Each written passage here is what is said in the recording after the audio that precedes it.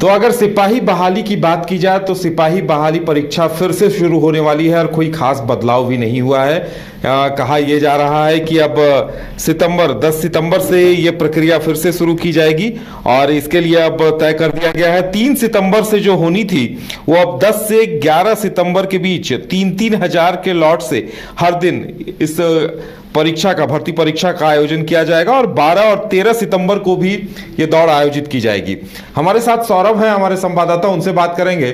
सौरभ, देखिए, उम्मीद की जा रही थी कि कुछ बदलाव होगा, आपकी अभ्यर्थियों से भी बात हुई है, युवाओं से भी बात हुई है, वो कहां तक संतुष्ट हैं? सिर्फ पहले बदलाव सिर्फ इतना हुआ है कि अब पलामू के चियाकी हवाई अड्डे में दौड़ नहीं होगी, बाकी और युवाओं का क्या कुछ कहना है इस पर?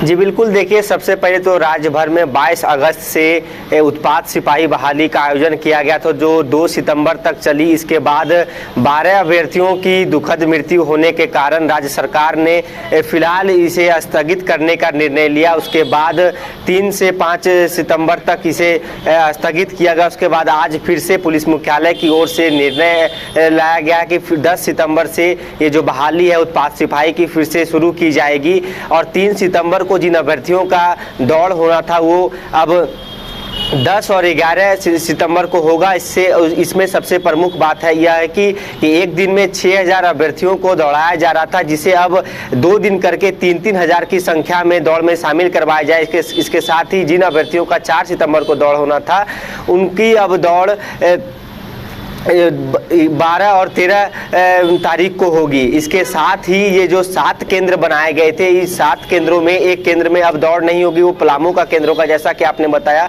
वहाँ के जो अभ्यर्थी हैं, बाकी बचे अभ्यर्थियों को इन 6 केंद्रों में बांट दिया गया है कि इन 6 केंद्रों में पलामू के जो भी कैंडिडेट हैं 6 केंद्र में जाकर दौड़ में शामिल हो सकेंगे, जिसको लेकर JSSC के द्वारा अविलंब admit card, fresh admit card भी जारी किए जाएंगे।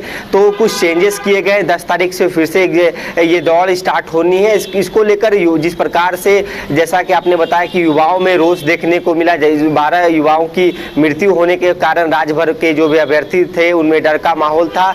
अब इस पर जो आज जो निर्णय राज्य सरकार की ओर से आया है, तो इससे कितना संतुष्ट हैं युवा, यह देखना काफी अहम होगा, क्योंकि ये जो अब 1,14,000 की संख्या बाकी है, इसमें क्या अभ्यर्थी पहुंचते हैं कि नहीं, वहां पहुंचने के बाद पता चल पाएगा कि मृत्यु के होने के कारण वो जो डर का माहौल था वो अभी भी है कि ये जो डेट में चेंजेस किए गए हैं, कुछ बदलाव किए गए हैं, जैसे कि 6,000 की संख्या में एक दिन में दौड़ हो रही थी जो 3-3 हजार में बदल दिए गए हैं। तो वो उसमें कुछ चेंजेस होती है, युवा पहुंचते हैं कि नहीं, यह देखना अहम होगा। इसके साथ ही पलामू में जो दौड़ होनी थी 13 तक दौड़ होगी, उसके बाद 14 से लेकर 18 तक अवकाश है, 17 तक अवकाश है। उसके बाद 19 और 20 को पलामू केंद्रों में जो दौड़ होनी थी वो अब 19 और 20 को आयोजित की जाएगी। इसके साथ ही अभ्यर्थियों से पुलिस मुख्यालय की ओर से अपील भी किए गए हैं कि यदि आपको लंबी बीमारी हो, इसके साथ ही सांस फूलने जैसी, हृदय गति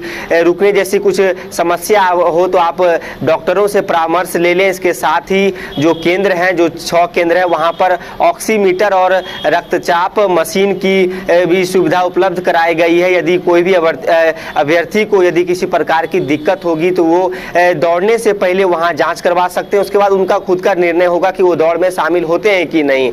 तो कुछ चेंजेस किए गए हैं। और जिस प्रकार से युवाओं की यदि बात की जाए तो युवा अब पहुंचते हैं कि नहीं, कि 1,14,000 में संख्या अब देखना होगा कि कितनी की संख्या में युवा इस दौड़ में शामिल हो रहे हैं, कि फिर से डर का माहौल है कि कुछ कम युवा पहुंच रहे हैं। जी चलिए सौरभ, ये देखने वाली बात ये होगी कि युवाओं का रिस्पांस क्या रहता है और इस तरह की घटनाएं दोबारा सामने आती हैं या नहीं, ये देखने वाली बात होगी। हमारे साथ जुड़ने के लिए और तमाम जानकारी देने के लिए आपका बहुत बहुत धन्यवाद। तो आप सबकी नजरें इस बात पर टिकी होंगी कि सरकार युवाओं को कहां तक राहत दे पाती है, और अगर बिना प्रैक्टिस के युवा दौड़ रहे हैं तो उन्हें क्या रोका जाएगा, क्या उन्हें ये वार्निंग दी जाएगी, या फिर सभी युवाओं को दौड़ने के लिए मौका दिया जाएगा। और एक तरफ सरकार की तरफ से यह भी कहा गया है कि उनके लिए प्राथमिक चिकित्सा के तमाम उपाय रहेंगे, उनके लिए नाश्ता के तौर पर फल और पेय पदार्थों की व्यवस्था भी की जाएगी।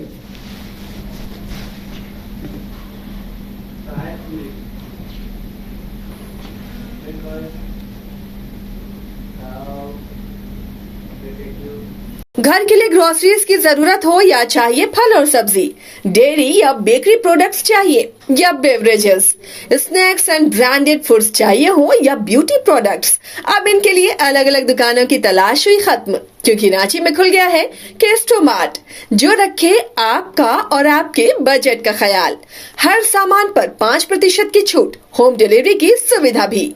आज ही पधारें Kesto Mart, one stop solution for every customer's requirements. Call 9153989339.